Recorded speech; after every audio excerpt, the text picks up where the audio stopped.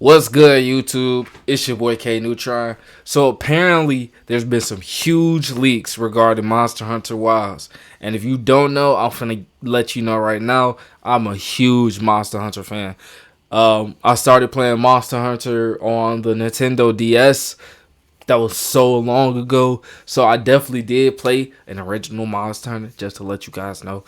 But um, but I didn't really dive into the full series of Monster Hunter until I did play Monster Hunter World. Then I played Monster Hunter Rise. Of course, I am one of those fans that do like Monster Hunter World over Rise.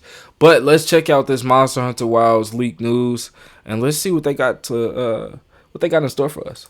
So there were some pretty big leaks circulating this week concerning the next main installment for the Monster Hunter franchise. Right. These claimed that Monster Hunter Wilds would be fully open world rather Whoa! That's crazy.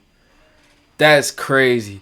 Monster Hunter Wilds being fully open world. You know how many possibilities that allows the game to explore? into individual zones like in prior games. You would have one big open space to seamlessly explore as you play through the story, hunt monsters, and of course... Oh, I could just see it right now. Like imagine you have your Monster Hunter the world building that you have in Monster Hunter is on a sense like Dragon's Dogma, to where you could have a random Rathalos just fly down out of nowhere, kind of like what they did in Monster Hunter World, but like on a way broader or way grander scale. That would be crazy. Of course, progress through the end game gear grind. They also claimed that Wilds would introduce more experimental mechanics than both Rise and World, that it's going to be Capcom's quote biggest game ever, and that it's planned to release in the first quarter of 2025. Now these leaks were 2025 first quarter. That's like January, February, March, maybe even April. That means we have a chance to play it as soon as the new year come in. Like, I'm so excited. I'm ready. Supposedly sprung by Dusk Golem, who, amongst the leaking community, is considered a tier 3 source. That's right. There are tier 3 sources for video game leakers. You're not tier list. Tier list for a game leaker is wild. Information is accurate about 50% of the time, which hey isn't bad. I mean, it's not the most reliable source of information, but it's better than being only accurate like 5% or 1% of the time. Of course, regardless of the average accuracy percentage, though, this whole thing got people talking because of course it did. The idea of a massive open world Monster Hunter game with new experimental mechanics and Capcom's biggest game ever. That right there being able to possibly ride a monster, and then not only that, but look at the traversal. Being able to move from different landscapes or different terrains just allows for way more levels of movement capabilities throughout the world. And then it allows for way bigger world building, because now you have like even the monster that he's possibly riding on can be hunted by other monsters, or maybe even brings their attention. Game ever. That sounds quite appealing to Monster Hunter fans and to myself. Unfortunately, this excitement didn't last very long, as the real Dusk Golem posted on his Twitter account saying that someone had faked those screenshots that were being used as a source, and so they couldn't be trusted as accurate information. Although just look at how expansive that world is. And if you played Monster Hunter before, specifically Monster Hunter World, you know what they can do with an expansive world like this, and it's just crazy. I will say this doesn't necessarily discount everything that was said here, because even if this leak wasn't real, it's not the first time that we've heard Monster Hunter Wilds will be an open world game. Prior verified leaks have said as much, but then also the reveal trailer from a few months back. And that's from the Iceborne expansion in Monster Hunter World, which was totally sick. I wasn't able to fully complete it, but you already know I'm gonna get a gameplay of that for sure. At the very least, suggest larger maps than we have ever seen for the franchise. It also hints at plenty of new, interesting mechanics, which is to be expected. Because don't forget, this is the next mainline installment in the franchise, which usually means new stuff. If you weren't aware, Monster Hunter games release in generations, with a major and then minor game in between. Yeah. So for example, just like with Monster Hunter World was the major game, Monster Hunter Rise was the minor game. Bet you he's gonna say that. Monster Hunter World was technically Monster Hunter 5, followed by Monster Hunter Rise as a stopgap in between this next game, Monster Hunter Wilds, which will be kicking off the 6th generation for the franchise. And a new generation tends to mean an opportunity for them to try new things. While Capcom has been very tight-lipped when it comes to revealing specific details, the initial announcement trailer, short as it was, did actually provide a sneak peek of quite a few things that we can expect, and there was actually a fair bit here. Before we dive into those details though and everything else that we know about the I just think that with an expansive world like Monster Hunter, especially if it's gonna be open world, the combat, the movement definitely has to be upgraded to a higher level. Like of course with being able to ride the monsters, that allows for different traversal to different areas. But even so, like I could just see it right now. I'm pretty sure they're already working on it, of course, but you know, some monsters won't be able to go to this biome, obviously, because like you may have a monster that's used to regular warm weather where you're trying to go to a cold biome. So like, just wanted to see if they're going to incorporate multiple different types of mounts, which will be chef's kiss, of course, but multiple different types of mounts to go to like different terrains or different biomes or just different areas throughout the map, which, like he said, is going to be one of their biggest maps. The game. Let me tell you about today's sponsor. Today's video is sponsored by AFK Journey. You may have heard of its predecessor, AFK Arena. Well, this sequel looks to build upon that with some new innovative features and novel offerings. This isn't just an idle game though, it's also an RPG where you embark on a journey and explore a fantasy 3D painted world. You'll play as the legendary mage Merlin, engaging in tactical battles and solving puzzles to unravel the mysteries of the world. From the Golden Wheat I never understood mobile games like this. Like, how does, like, I don't know, I'm more of an action game type person. To the Viduso Mountains, you'll explore large, diverse maps, meet interesting NPCs, and collect heroes from 6 different factions. You can collaborate with guildmates in Sandbox GVE or match with strangers on big maps and dungeon adventures. You can also partake in many side activities such as Honor Duel, Dream Realm, Legend Trail, Arena, and more. AFK Journey officially releases with over 40 free heroes, including epics, giving you a wide array of options. Additionally, you'll receive over 200 plus free pulls by progressing through the game and completing events. AFK Journey is free to play, available now with the PC version, downloadable from the official website, and mobile version on the iOS and Google stores. If you'd like to learn more, go ahead and check out my link in the description below. Using the code AFK Journey 88 gets you 100 diamonds and 18,888 gold coins. Okay, so what do we know about Monster Hunter Wilds? Well, most of it does come from the reveal trailer, as well as a few additional sources of news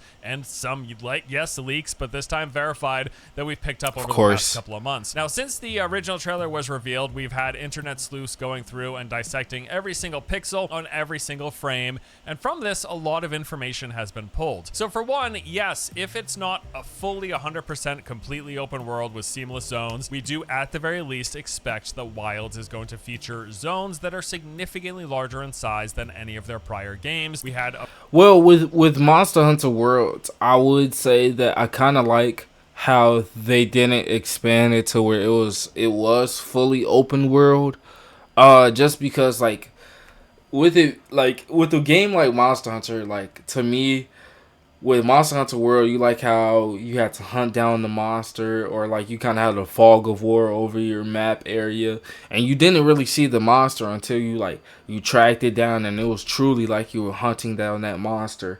Of course, they had a little area of hand holding with the gamer, but that was more so intended for casual players. But I definitely do think that if they do incorporate a large landmass as far as their map and areas to explore, definitely increasing that level or that aspect of being able to hunt the monster and just really like track that monster down, and like the build up towards the battle for the monster should be just as fun as that. Well, maybe not just as fun, but on the same level or even close to the possibility of enjoyment than the actual battle with said monster, if you guys can understand what I'm saying. a few different shots displaying what appear to be fairly huge swaths of explorable area. That, along with the mount offering increased traversal speed, which is coincidentally great for covering large distances. This mount seems to have a few modes. We saw a regular run on 2 legs, a sprinting animation on 4 legs, and then some light flying mechanics or gliding to be... It's looking more so like a glide.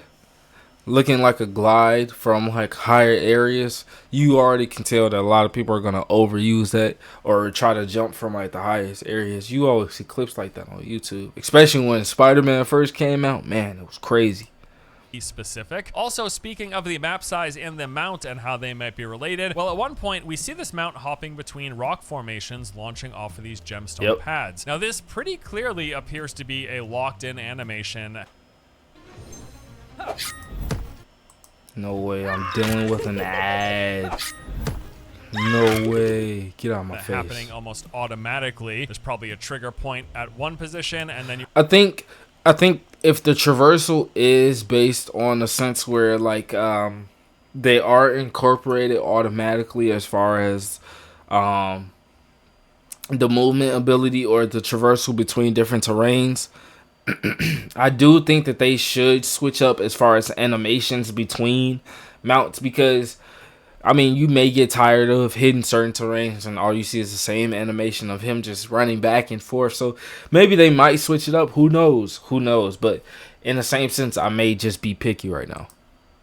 You automatically hop between those spots until you get to the ending point. And this would actually make a whole lot of sense as somewhat of a zone transition. So just imagine this. You've got this desert-like biome that we see in the trailer, and then all along the edges at specific points, we could imagine there were exit locations going into other adjacent biomes. Different areas, almost acting as like a seamless loading screen from one map into another. This would be a great alternative to one full seamless open world where you still have the map system that Monster Hunter is known for, but then you have connecting points without actually hitting a hard loading screen. You just have like a transition animation. So maybe...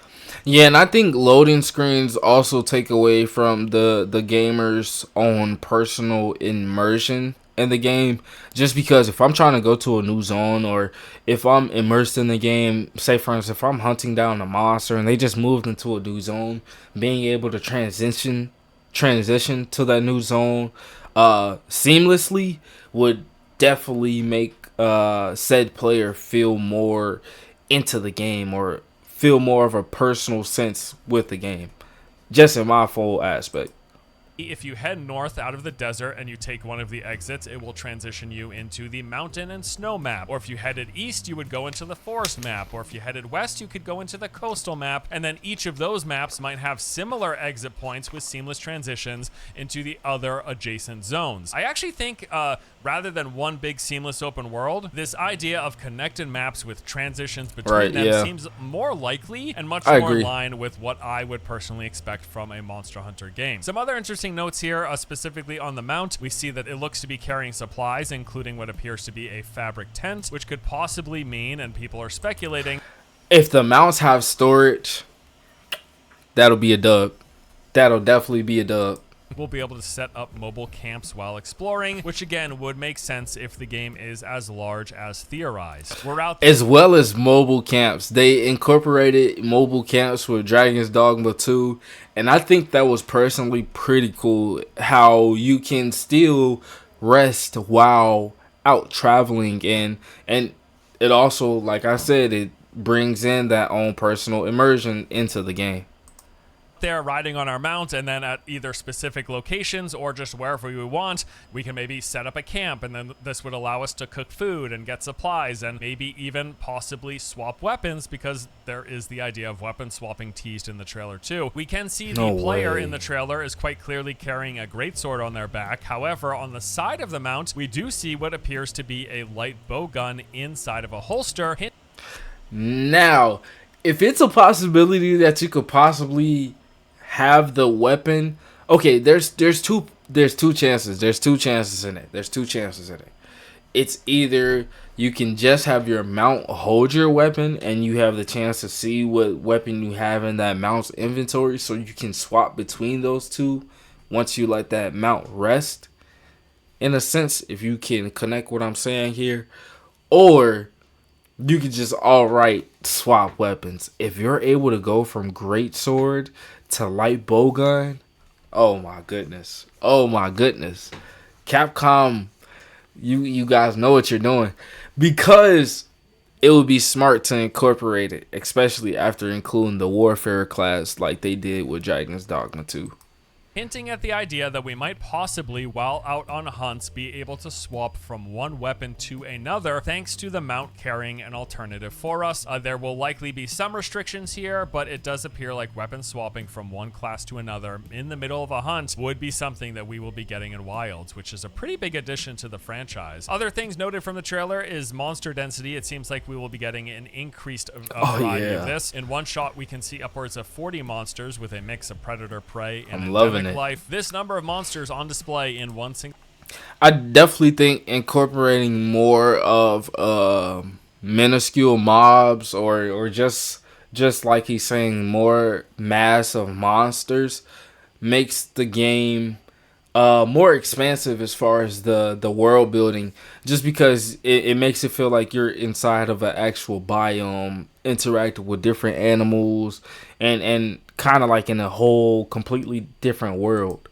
Single space is much larger than is typical for Monster Hunter games. Territory wars appear to be returning as well. This was a big feature. I love territory wars. I love them.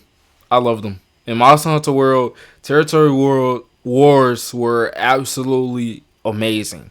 Like, you can literally be in the middle of fighting a Anjanath, and a Rathalos, like in the scene, will literally come in, swooping down, shooting fire straight at the Anjanath, and now those two are battling. So it was definitely tough.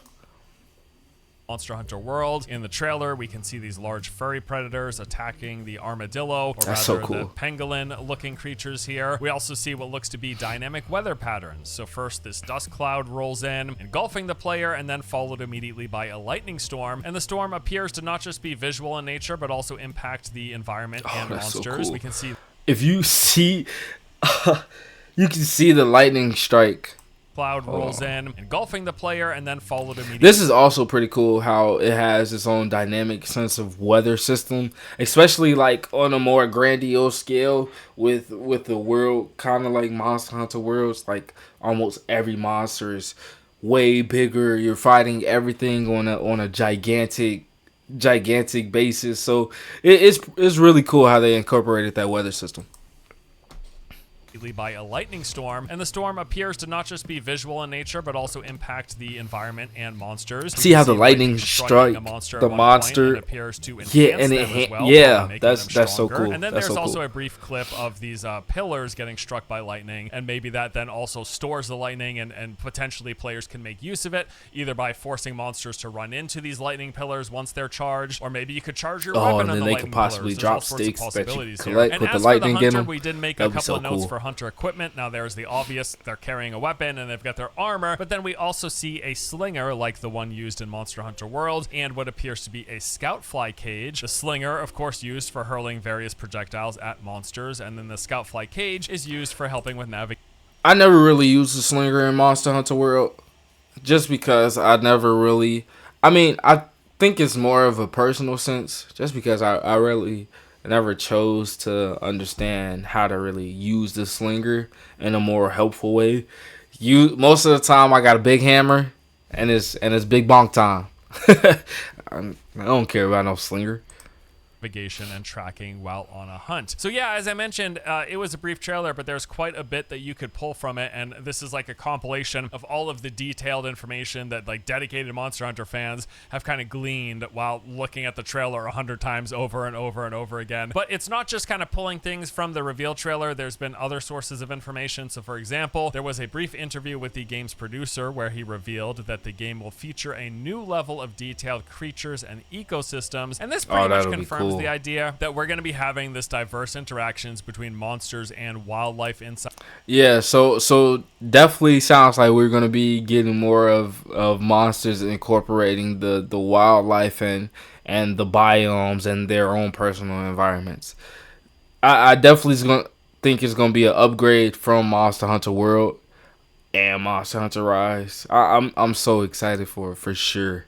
side of the game. This was quite well done in Monster Hunter World. We have these like predator and prey interactions, fights over territory. It seems like that will be making a return here in Wilds. He also mentioned that they're taking full advantage of the current generation of hardware. Most games say this, but the specific note here is that it will not be releasing on the prior generation of consoles. Also, there's been no mention of a Switch release, and at this point, it's seeming like that will be unlikely unless we get... Which is really good, which means that we're going to get pretty decent optimization, hopefully, on release.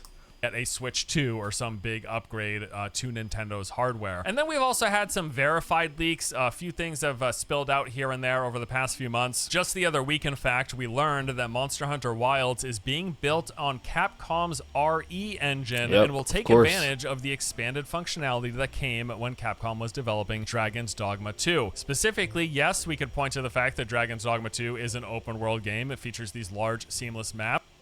Never underestimate the power of kindness. No of course, not. Okay, now, but again, this is big. This is big. Them using the Dragon's Dogma 2 RE engine for the gameplay capabilities of Monster Hunter Wild, and it's probably going to be even more on a more grandiose upgraded scale, means, like I said, that means monsters flying in randomly, coming in out of nowhere. The mount system, don't even get me started about the mount system. The mount system is definitely going to be an improvement. It has to be, for sure, which I'm excited for, because having to kind of like time your mount on a certain monsters in Monster Hunter World, it was pretty innovative, but then it became nerve-wracking once you got the hang of the game. Doesn't mean that Wilds will be full-on 100% open. It could still very well be a map-based system where you have to load into these different playable areas. But as I mentioned, this would work great for these like transitions from one zone to another. And at the very least, it does appear like the advances made to the RE engine will let them make much larger maps, more expansive maps than we've ever seen in Monster Hunter games. And again, this was hinted at in the trailer with the large swaths of land that we saw on display. Although I gotta say, running on RE engine and being more open with these larger zones, especially ones with a higher density of enemies, it does might have frame rate problems, might have graphics problems on release. Me personally, as long as it's in a playable state and the gameplay isn't fully affected by the performance when it is released, I do think that it really doesn't matter to me. Like, I could give two shits about it.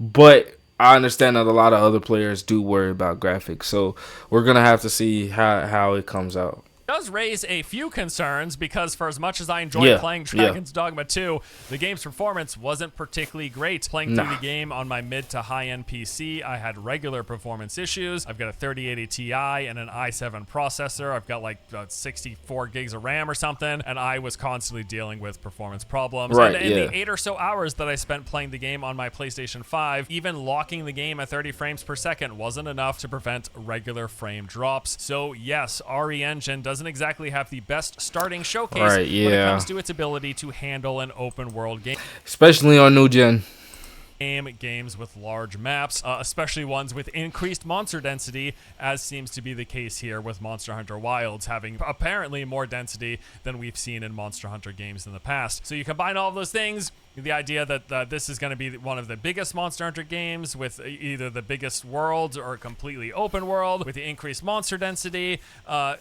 running on RE engine. Yeah, we're going to have to see how that optimization is going to be. But I guess on the plus side, we are at least a full year away from the launch of Monster Hunter Wilds, and hopefully in that time, they can make continued improvements to the engine, they can optimize things, and Dragon's Dogma 2 gets better, but then also, if Wilds is in fact running on RE engine, hopefully that game will be in a better position when it first releases.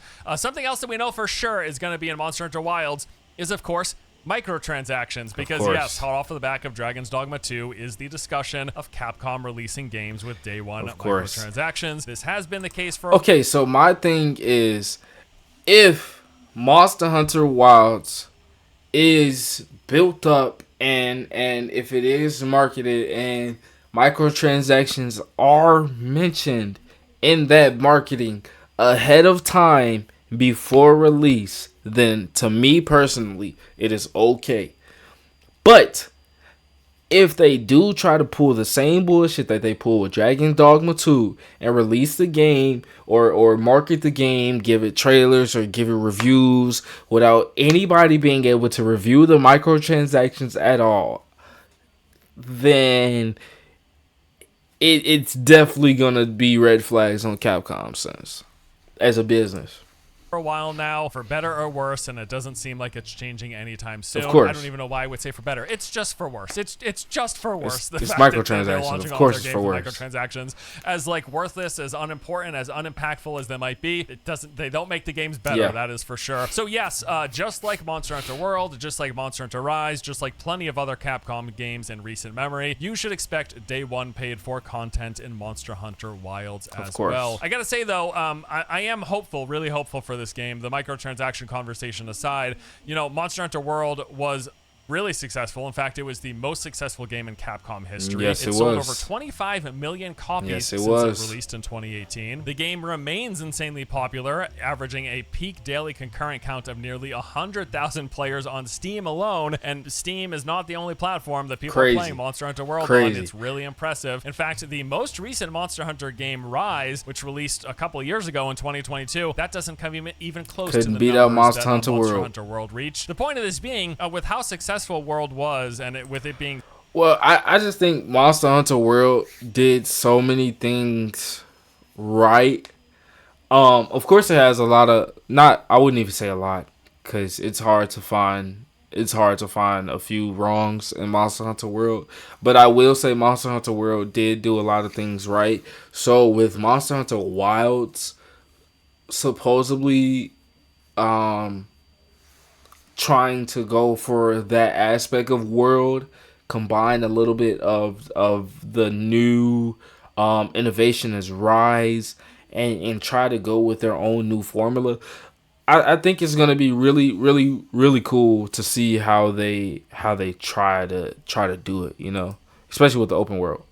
Such a big deal for Capcom as the fifth major installment in Monster Hunter. The pressure is on for Wilds to deliver, as this is their sixth next major entry in the franchise. So yeah, I do expect them to take some big swings. I expect them to try some new things, but I also expect them to have it feel similar enough so that all of the new fans that World picked up are going to be comfortable with the game. So yes, like I do expect like the open world nature, or at least the large open maps with potentially those interconnected seamless transitions between zones. I do expect things like the fact that we've got the scout flies, like a lot of the mechanics and stuff, the things that people got familiar with World, I do expect them to be carried over at least in spirit with this game, but just at a larger and bigger scale, and that is exciting for me. A little bit concerned if it is in fact running on RE Engine about performance. Of course, well, as far as performance and optimization, one of my biggest worries about the game right now, because we do actually know so little. There's been so few actually confirmed details, just what we can pull and glean and hypothesize from looking at the trailer. But yeah, if it's actually running on RE Engine and it is going to be bigger and the monster density is going to be higher, probably going to be optimization. You know, Dragon's Dogma 2 wasn't the best showcase of that engine's ability to handle I really do think that put a bad taste in people's mouth. Populated zones. So yeah, that's a bit of a concern. But as I said, we got a year, so hopefully that they can make it better. They can improve optimization and all that stuff, and we can get a better showcase of how RE Engine can handle a game of that scale. For now, though, we wait. We did learn during the initial announcement that they plan to reveal more details about Monster Hunter Wilds in the coming months, specifically sometime this summer. And as of now, the game is still scheduled to release in 2025. Whether or not those leaks will be true at all, and if first quarter 2025, baby, we have no clue. But we should be getting further confirmation. Hopefully, we don't know if that's window at some point in the next few months. So let's stay tuned for that. I'll be sure to keep you guys updated because this is one of the games on the horizon that I'm really looking forward to. Definitely. So there you go. That. Good video. It'll definitely be down in the description. You guys let me know what you think about Monster Hunter Wilds. I'm really, really excited for it. Playing Monster Hunter World, it made me even more of a huge Capcom fan as far as with their games and just seeing what they can do as far as their RE engine. Now with the optimization, who knows how they're gonna come out with Monster Hunter Wilds, but I do hope that they do release on a good note, just because they have feedback from how they did terribly released. I wouldn't even say terribly, because me personally, I didn't think that the optimization was bad, because I did have an Xbox, so I was pretty smooth when I was doing my gameplay. But they didn't have such a good release for Dragon's Dogma 2. But other than that, you guys let me know what you think about Monster Hunter Wild in the comments. And we're definitely going to play it when it come out, for sure. But other than that, don't forget to like, comment, subscribe. It's your boy KNeutron. We out.